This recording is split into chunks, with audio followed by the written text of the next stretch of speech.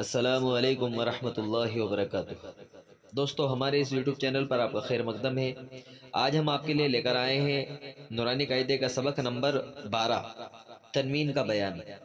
دوستو، تنوین کسے کہتے ہیں؟ دو زبر، دو زیر، دو پیش کو تنوین کہتے ہیں۔ دوستو، تنوین کے پڑھنے کا طریقہ کیا ہے؟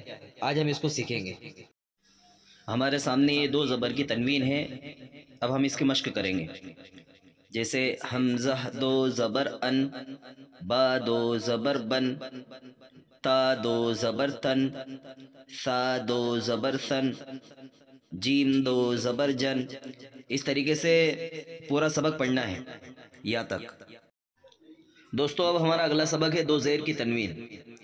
اس کے پڑھنے کا بھی طریقہ یہی ہے، جیسے حمزہ دو زیر ان، با دو زیر بن، تا دو زیر تن، سا دو زیر سن۔